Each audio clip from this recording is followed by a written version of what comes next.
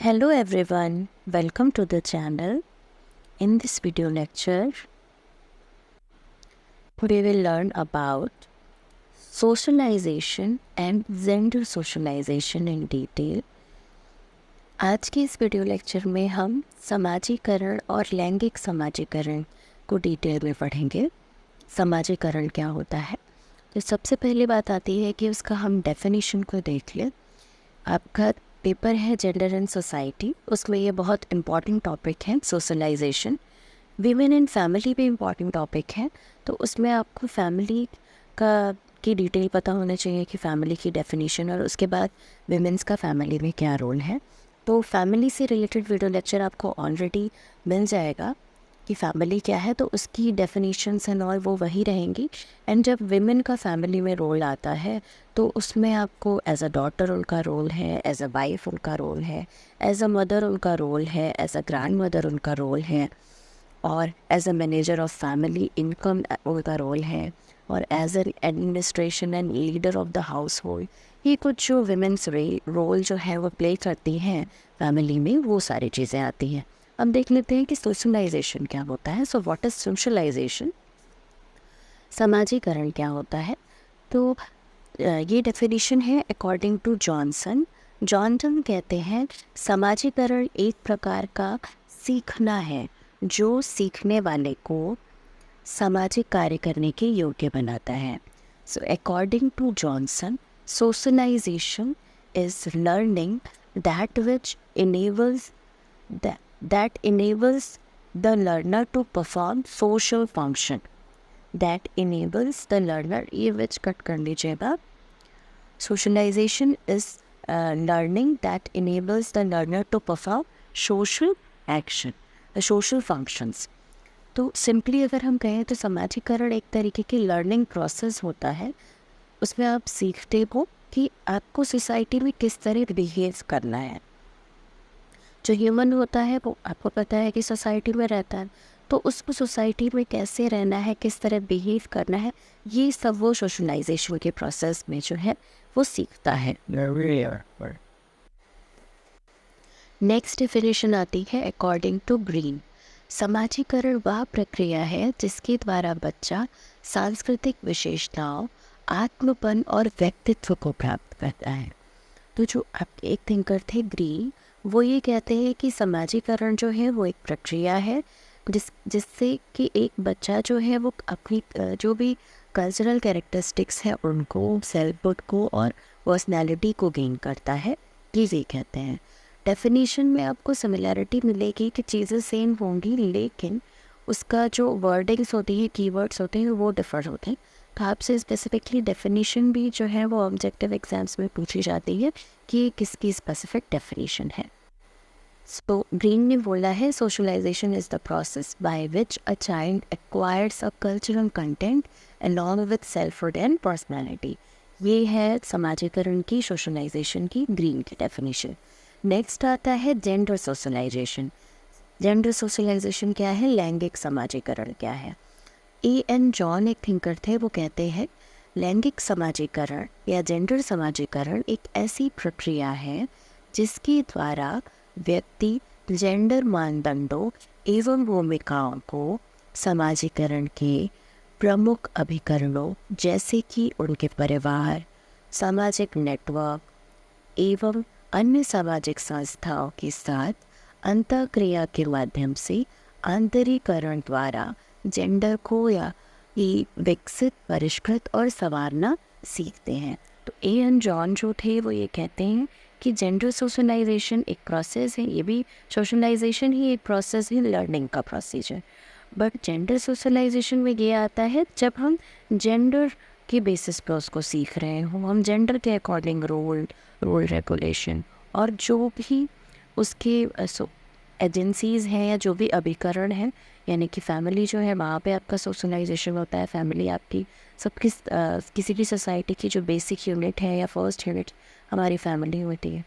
तो उसमें हम इंटरेक्शन के थ्रू जो जेंडर है उसको उसकी जो कैरेक्टरिस्टिक्स हैं उसको डेवलप करते हैं, उसको संवारना सीखते हैं, ऐसा एन जॉन कहते हैं।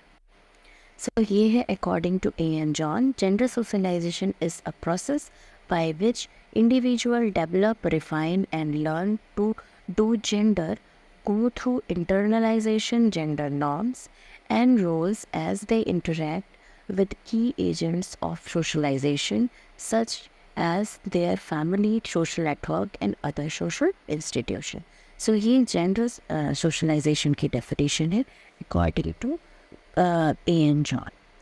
सिंपल सी बात है कि जो जेंडर सोशलाइजेशन की बात आती है या लैंगिक समाजीकरण की बात आती है तो कहीं ना कहीं ये है कि जो लड़के हैं उनको अलग स्पेशल राइट्स दिए गए हैं और लड़कियों को कुछ चीज़ें जो है वो करने से बोला जाता है कि ऐसा करना है या नहीं करना. तो वही है जेंडर सोशलाइजेशन कि जो मेन है उन्हें किस तरह से सोसाइटी में बिहेव करना है और जो विमेन है उन्हें किस तरीके से सोसाइटी में बिहेव करना है. तो ये जेंडर सोशलाइजेशन होता है. अब आते हैं आपके लैंगिक समाजीकरण के अभिकरण यानी कि एजेंसीज ऑफ जेंडर सोशलाइजेशन. तो आपको पता है कि जो जेंडर सोशलाइजेशन है ये एक कॉम्प्लेक्स प्रोसीजर है. इसमें बहुत सारे आपके एजेंसीज, इंस्टीट्यूशन जिन्हें आप कहते हो, मीडियाज कहते हो, वो सब सपोर्ट करते हैं जिसके थ्रू जो है वो सोशलाइजेशन का प्रोसेस होता है. तो फर्स्ट यूनिट आपको पता है सोसाइटी की जो सबसे छोटी और बेसिक यूनिट है वो आपकी फैमिली है. तो जो ही सोशलाइजेशन है वो फैमिली से शुरू होता है. आपने अगर सोशल ग्रुप पढ़ा है तो आपने पढ़ा है कि प्राइमरी ग्रुप होता है जिसमें C.H. कूले ने प्राइमरी ग्रुप में आपका फैमिली और को भी रखा था. फैमिली को बेसिक बताते हैं, फैमिली है, पीयर ग्रुप है, इन सबको उन्होंने रखा था. तो फैमिली जो है वहाँ से कि आपका सोशलाइजेशन का जो प्रोसेस है सबसे पहले आप फैमिली से ही चीज़ों को सीखते हैं. तो फैमिली में क्या, इसके बाद आती है दूसरी एजेंसी में आपका स्कूल यानी कि जिस इंस्टीट्यूशन में है एजुकेशनल इंस्टीट्यूट, स्कूल के अलावा जो भी एजुकेशनल इंस्टीट्यूट है वहाँ पर भी आपका सोशलाइजेशन होता है. उसके अलावा पीयर ग्रुप्स, जो भी आपका संगी साथी समूह है जिनके साथ आप खेल कर बड़े होते हैं उनके साथ आपका सोशलाइजेशन होता है. उसके अलावा मास मीडिया यानी कि जनसंचार का जो साधन होते हैं उससे भी आपका कहीं ना कहीं ये भी जेंडर सोशलाइजेशन में बहुत इम्पॉर्टेंट रोल प्ले करते हैं. जो भी आपके न्यूज़पेपर हैं, आपके ऑडियो वीडियो एड्स दोनों में ही, रेडियो और जो भी ऑडियो विजुअल में आपका टेलीविज़न है, सिनेमा है, ये सारी चीज़ें सोशलाइजेशन के प्रोसेस में कहीं ना कहीं जो योगदान देती हैं अपना. इसके बाद आपके आते हैं रिलीजियस इंस्टीट्यूशन. रिलीजियस इंस्टीट्यूशन में भी बहुत बड़ा रोल प्ले करते हैं जेंडर के सोशलाइजेशन में.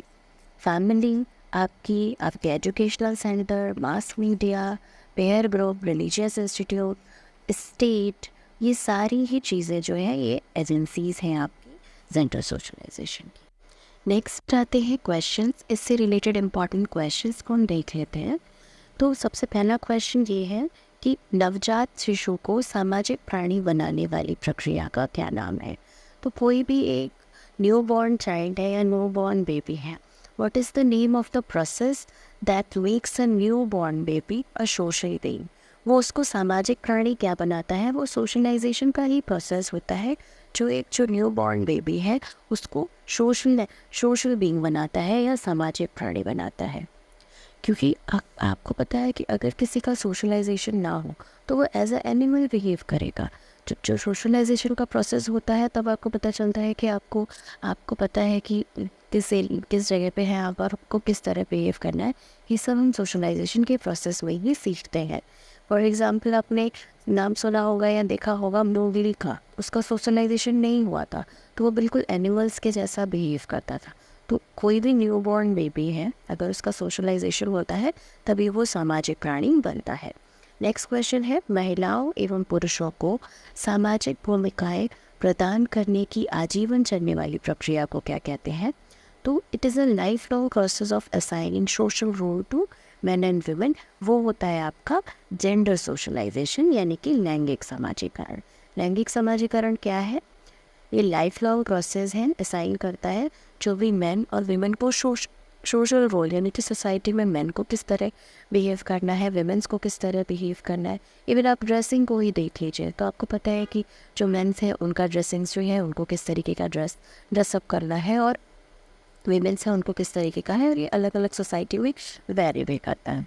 तो महिला और पुरुष को समाज में जो भी भूमिका या जो भी रोल प्ले करना है, जैसे कि जो फीमेल्स हैं उन्हें घर के भी रोल प्ले करने हैं, जो मेल्स हैं उन्हें ऑफिस जाके घर कमाने के रोल प्ले करने हैं, तो ये जो भी भूमिकाएं हैं वो आजीवन चलती रहती हैं और इसी प्रोसेस को हम कहते हैं जेंडर सोशलाइजेशन।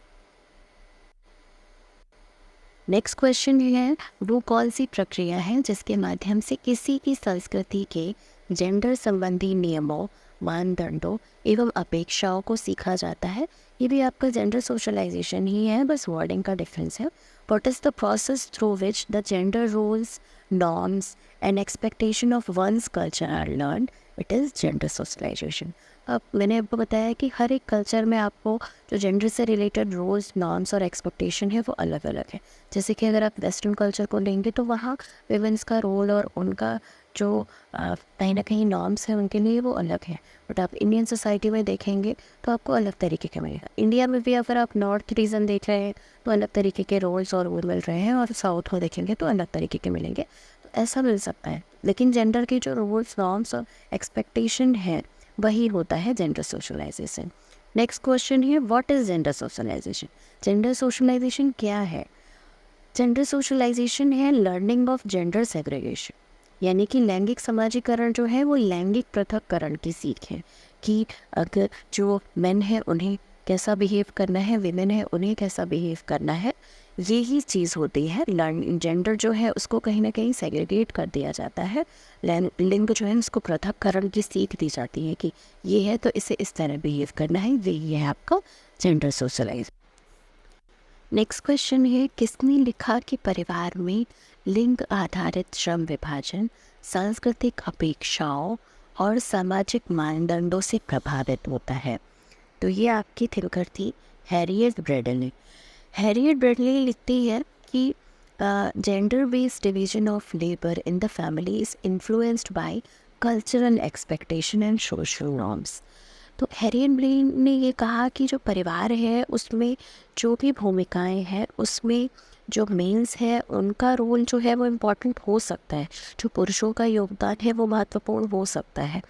उन्होंने लेकिन जनरली देखा ये जाता है कि जो मेल्स हैं वो उन चीज़ों को नहीं पूरा कर रहे हैं। फॉर एग्ज़ाम्पल, जो बच्चों की हेल्थ है या उनके लिए गेम्स वगैरह के लिए वो करना, उनको गेम में सिखाना या उनका होमवर्क कराना, उनका पर्सनालिटी डेवलपमेंट करना, ये सारी चीज़ें में मेल जो है वो उनका रोल इम्पॉर्टेंट हो सकता है।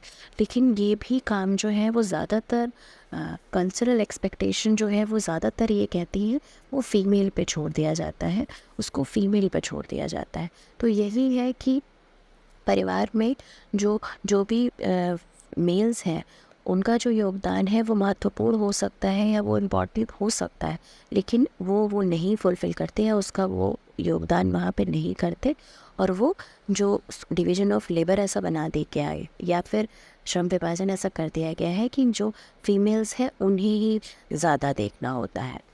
नेक्स्ट क्वेश्चन है, हिंदू महिलाओं का संपत्ति पर अधिकार अधिनियम किस वर्ष पारित किया गया? तो in which year the Hindu women's right to property act was pass? ये आपका 1937 में आया था। जो अब आपने ये देखा कि पहले ऐसा था कि जो भी मेल होते थे प्रॉपर्टी पे राइट उन्हें ही मिलता था, बट कुछ ऐसे भी लोग थे जो जिनके मतलब बेटे नहीं होते थे, सन नहीं थे, तो डॉटर को मिल सके, इसलिए एक ऐसा एक्ट आया कि जिससे विमेंस को भी प्रॉपर्टी पे पूरा राइट मिले, विमेंस को पूरा राइट मिले प्रॉपर्टी पे। कई बार होता है कि विमेंस को कोई राइट नहीं दिया गया, जो बेटे थे उन्हें ही मिल जाता था, तो इसलिए एक राइट एक्ट आया जिससे जो मेल विमेंस हैं उन्हें भी प्रॉपर्टी पे राइट दिया गया। तो ये आपका 1937 में आया था। नेक्स्ट क्वेश्चन है, भारतीय महिलाओं की स्थिति में सुधार के लिए उत्तरदायी है? अगर हम जो भी हमारे कौन कौन से फैक्टर्स हैं जो रिस्पॉन्सिबल है इम्प्रूव करने के लिए विमेन का स्टेटस, तो the factors responsible for improving the status of Indian women आर्स, वो कौन कौन से फैक्टर्स हैं जो रिस्पॉन्सिबल है जो वीमेंस हैं उनकी स्टेटस को सुधारने के लिए? तो कहीं ना कहीं शिक्षा का प्रसार, जो एजुकेशन है वो ज़्यादा से ज़्यादा होगी, जो भी विमेंस है वो एजुकेटेड होंगी तो वो अपने राइट्स के लिए खड़ी होंगी, तो एजुकेशन का स्प्रेड, उसका स्प्रेड होना, एजुकेटेड होना लोगों का इम्पॉर्टेंट है। इसके अलावा कॉन्स्टिट्यूशनल फैसिलिटीज़ यानी कि बहुत सारी संवैधानिक सुविधा, जैसे कि फॉर एग्जाम्पल अभी हमने जो क्वेश्चन देखा वो वुमेंस को प्रॉपर्टी पे एक्ट दिया गया है, उनको प्रॉपर्टी पे राइट दिया गया, तो ये कहीं ना कहीं संवैधानिक सुविधा मिली, उससे उनका स्टेटस इम्प्रोवाइज हुआ है।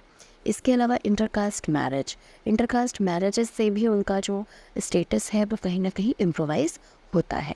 तो ये कुछ फैक्टर्स हैं जो रिस्पॉन्सिबल हैं जो विमेंस हैं उनके स्टेटस को अपलिफ्ट करने में। नेक्स्ट क्वेश्चन है, भारत में कामकाजी महिलाओं की परिस्थिति का अध्ययन करने वाला भारतीय समाजशास्त्री कौन है? Who is the Indian sociologist who study the status of working women in India? तो कौन से ऐसे सोशोलॉजिस्ट थे जो वर्किंग विमेन है इंडिया की, उनके बारे में उन्होंने बात की है, उनके बारे में उन्होंने लिखा है, उनके स्टेटस को बेसिकली उन्होंने स्टडी की है। तो ये आपके थिंकर थे टी.एस. पपोला। टी.एस. पपोला ने स्टडी की है, जो भी हमारी वर्किंग वुमेन है इंडिया की, इंडियन सोशोलॉजिस्ट थे और उन्होंने वर्किंग वुमेन के स्टेटस की स्टडी की। इसमें बेसिकली इन्होंने ये बताया है, टी.एस. पपोला ये कहते हैं कि जो भी इन्होंने सिटीज़ में, इंडिया की जो सिटीज़ थी वहाँ पे जो भी वर्किंग वुमेंस थी उनकी स्टडी की, और उन्होंने ये देखा कि फैमिली की रिस्पॉन्सिबिलिटी जो विमेंस थी उनके ऊपर इतनी ज़्यादा थी कि कुछ विमेंस थी उन्हें यहाँ तक कि उन्हें अपनी जॉब लेफ़्ट करनी पड़ी, उन्हें जॉब छोड़नी पड़ी, और कुछ ऐसी थी जिनमें ये कहीं ना कहीं एक इंटेंशन बन जाता है, कहीं ना कहीं उनके अंदर ये थॉट आ जाता है कि उनके लिए टीचर होना या मेडिकल फील्ड में होना वो या कंप्यूटर ऑपरेटर, नर्स, इस तरीके की जॉब्स जिसमें थोड़ा कम टाइम पीरियड की जॉब हो, ऐसी जॉब को वो प्रेफर कर रही थी। तो ये जो भी कंडीशन है वो कहीं ना कहीं ये बता रही थी कि जो मेल्स हैं उनके कंपैरिजन में जो फीमेल है उनको अगर काम भी करना है बाहर तो उनके लिए बहुत सारी जो सर्कमस्टेंसेस हैं वो वेरी करती हैं।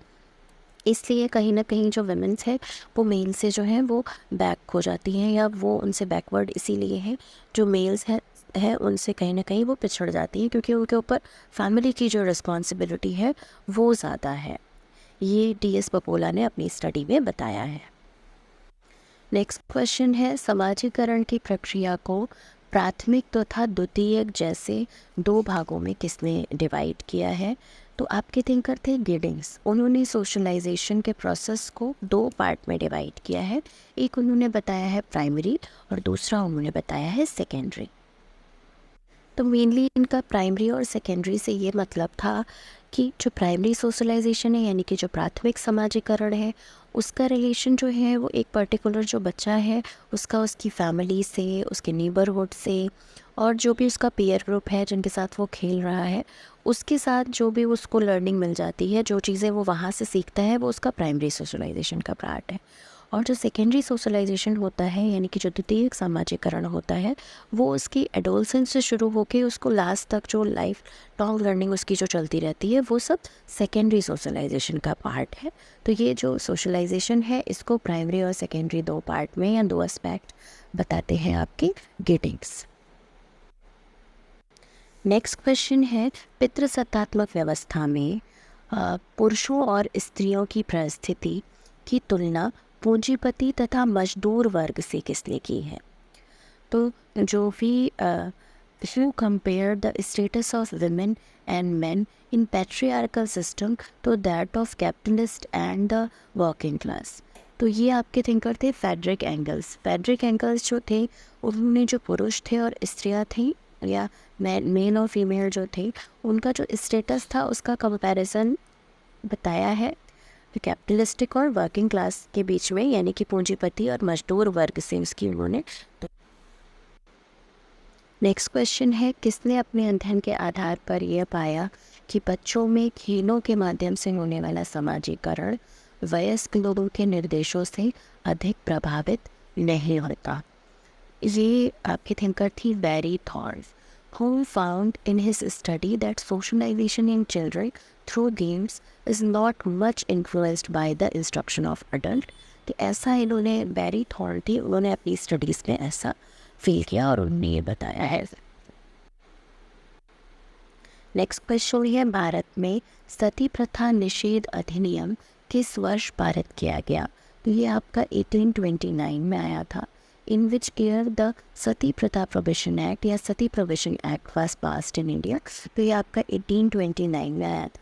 ये आपके राजा राम मोहन थे सोशल रिफॉर्मर, उनके बहुत ज़्यादा एफर्ट से आया था। तो सती प्रोहिबिशन के लिए राजा राम मोहन रॉय जो थे उन्होंने बहुत एफर्ट्स किए थे। नेक्स्ट क्वेश्चन है, किसने महिलाओं की परिस्थिति में होने वाले परिवर्तनों को 4 आधारों पर विवेचित किया? Who discussed the changes in the status of women on 4 bases? So ये आपके विश्वनाथ मुखर्जी थे। विश्वनाथ मुखर्जी जो थे, इन्होंने जो महिला है या जो भी फीमेल्स होती हैं, विमेंस होती हैं, उनके स्टेटस में 4 बेसिस से चेंजेस को बताया था। इसमें ये बताते हैं 4 बेस इन्होंने ये बताए हैं। फर्स्ट इन्होंने बताया है कि एजुकेशन, एम्प्लॉयमेंट और प्रॉपर्टी राइट जो है उससे सोशल स्टेटस जो है वो कैसे चेंज हुआ है। तो पहला है शिक्षा, रोजगार, संपत्ति पर अधिकार और सामाजिक परिस्थिति। दूसरा उन्होंने बताया है विकास के अवसर की सीमा, यानी कि जो डेवलपमेंट के कहीं ना कहीं ओकेशंस जो हैं वो मिल रहे हैं, और हमारा जो सामाजिक पर्यावरण है, जो सोशल इन्वायरमेंट है, उसमें जो चेंज आया है उससे कैसे इनकी जो स्टेटस है वो इम्प्रोवाइज़ हुई है। तीसरा उन्होंने बताया है विभिन्न अवसरों और सुविधाओं के उपयोग की सीमा, जो बहुत सारे उनको राइट्स मिले हैं, विभिन्न अधिकार जो मिले हैं और जो सुविधाएं मिली हैं उसको, उसकी क्या लिमिटेशंस हैं उसके बेसिस पे। उसके अलावा लास्ट उन्होंने बताया है कि परिवार में महिलाओं से अपेक्षित दायित्वों की जो प्रकृति है, जो फैमिली में जो एक्सपेक्ट किया जाता है विमेन से, जो रोल या उसका जो चीज़ें एक्सपेक्ट करी जाती हैं उनसे कि उन्हें किस तरीके का बिहेव करना है। तो ये चौथी चीज़ है। ये सारा कहीं ना कहीं विमेन की जो स्टेटस है उसमें चेंजेस को ये 4 चीज़ें जो है वो विश्वनाथ मुखर्जी बताते हैं अपनी स्टडीज़ में। नेक्स्ट क्वेश्चन है, जेंडर समाजीकरण के जेंडर योजना या स्कीमा सिद्धांत, जेंडर स्कीमा सिद्धांत के प्रतिपादक कौन है? तो who is the proponent of the gender schema theory of gender socialisation? ये तो आपकी ये थिंकर थी सैंड्रा बैम। सैंड्रा बैम ने ये दिया था। वो जो जेंडर सोशलाइजेशन है उसकी स्पेसिफिक थ्योरीज़ भी हैं, इसकी थ्योरीज़ भी हैं, तो वो आप याद रख सकते हैं। जैसे कि एक थ्योरी का नाम है theory of psycho analytic theory या फिर theory of psychological theory of gender identity. तो ये सिगमंड फ्राइड ने दिया था।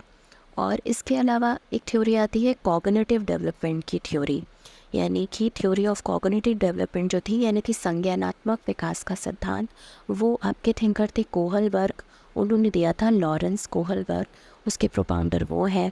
और ये जो जेंडर स्कीमा थ्योरी है, ये जो है ये किसने दी है? ये जेंडर स्कीमा थ्योरी सैंड्रा बैम ने दी है। नेक्स्ट क्वेश्चन है, किसने लैंगिक समाजीकरण की प्रकृति को संस्थागत यौनवाद के नाम से संबोधित किया है? तो ये आपके थिंकर थे अरोसल और Wilson, who termed the nature of gender socialisation as institutionalise sexism. तो ये एरोसन और विल्सन ऐसा कहते हैं। एरिसन और विल्सन ये कहते हैं कि समाज में जो विकास की नई धाराएं आती हैं उसके बाद भी कहीं ना कहीं जो लैंगिक समाजीकरण है उसमें विशेष रूप से जो भी महिलाएं हैं उनका एक्सप्लॉयटेशन बहुत ज़्यादा होता है। उसी एक्सप्लॉयटेशन को उन्होंने इंस्टीट्यूशनलाइज सेक्सनिज्म यानी कि संस्थागत या संस्थात्मक यौनवाद कहा है। नेक्स्ट क्वेश्चन है, जो हाथ पालना झुलाता है वही हाथ विश्व पर राज करता है, ये किसने कहा है? Who said that the hand that rocks the cradle is the hand rules the world? ये बोला था विलियम रॉस वेलिस। ये आपके अमेरिकन पोएट थे विलियम रॉस वेलिस।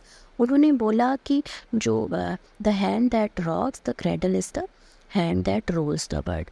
तो अगर हम इंडिया में भी देखते हैं तो जो कहीं ना कहीं जो भी मेल्स हैं ये बेसिकली जो हम फीमेल्स हैं उनकी जब मदर वाला रोल की बात आती है, जब मदर के रोल है उसके लिए ये स्टेटमेंट है। जब जो भी माँ का रोल आता है उसके लिए आती है कि वो जो भी सेक्रीफाइसेस करती हैं उसको किस तरह से, जैसे हमारी जो इंडियन सोसाइटी है वहाँ पे माँ को भगवान का दर्जा दिया गया है।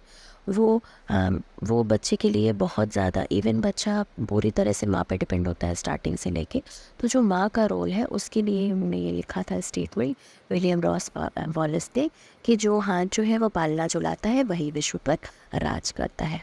नेक्स्ट क्वेश्चन है, भारत में हिंदू विधवा पुनर्विवाह अधिनियम किस वर्ष पारित हुआ है? तो in which year the Hindu widow marriage act जो है वो 1856 में आया था।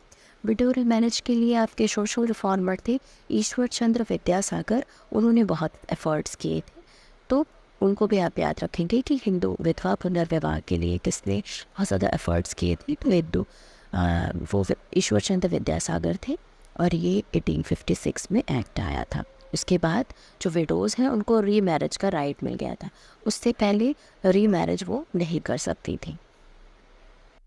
नेक्स्ट क्वेश्चन है, किसने अपने अध्ययन में यह पाया कि पश्चिमी समाज में कामकाजी विवाहित महिला तथा पति के संबंध अधिक मधुर और घनिष्ठ होते हैं? तो ये आपके थिंकर थे जेफकॉट और Smith, who found in their study that in Western society the relationship between a working married woman and her husband is more cardinal and intimate. ऐसा आपके थिंकर जो थे वो जेफकॉट और स्मिथ कहते हैं। बेसिकली ये रोल कॉन्फ्लिक्ट को जब बताते हैं इंडियन सोसाइटी और वेस्टर्न सोसाइटी में, तो ये देखते हैं हेनरी जेफकॉट और स्मिथ कहते हैं कि जो वेस्टर्न सोसाइटी है वहाँ पे जो मैरिड वीमेन है वो अगर वर्किंग होती हैं तो उनकी जो हस्बैंड वाइफ के रिलेशन है वो बहुत अच्छे होते हैं। ऑन द अदर हैंड जब हम इंडियन फैमिली में हस्बैंड वाइफ के रिलेशन को देखते हैं तो वो क्योंकि उनको ऑफिस और जो भी वो वर्किंग एरिया है वहाँ की भी उनको रिस्पॉन्सिबिलिटीज़ जो हैं देखनी होती हैं, उसके साथ साथ उनको घर में भी बहुत सारी रिस्पॉन्सिबिलिटी देखनी होती हैं, इसलिए उनको रोल कॉन्फ्लिक्ट यानी कि भूमिका संघर्ष की प्रॉब्लम फेस करनी पड़ती है और उनके जो रिलेशन है वहाँ पे ख़राब हो रहे होते हैं। ये इन्होंने अपनी स्टडी में बताया है। नेक्स्ट क्वेश्चन है, जेंडर समाजीकरण में ऑडिपस कॉम्प्लेक्स की अवधारणा किसने प्रस्तुत की? तो ये आपके जो who presented the concept of Oedipus complex in gender socialisation. मैंने आपको बताया कि जेंडर सोशलाइजेशन की थ्योरीज है जिसमें जो साइको एनालिटिकल थ्योरी है वो फ्रायड देते हैं, उसी में ही वो ऑडिपस कॉम्प्लेक्स का जो है वो कंसेप्ट है बताते हैं। नेक्स्ट और लास्ट क्वेश्चन है, सेक्स जेंडर एंड सोसाइटी जो बुक है वो किसने लिखी है? तो ये आपकी बहुत फेमस थिंकर थी जो सेक्स और जेंडर के बारे में बताती हैं। इन्होंने sex gender and society book लिखी है, एन ओकले की बुक है, ये बहुत इंपॉर्टेंट और फेमस बुक है, आप याद रखेंगे।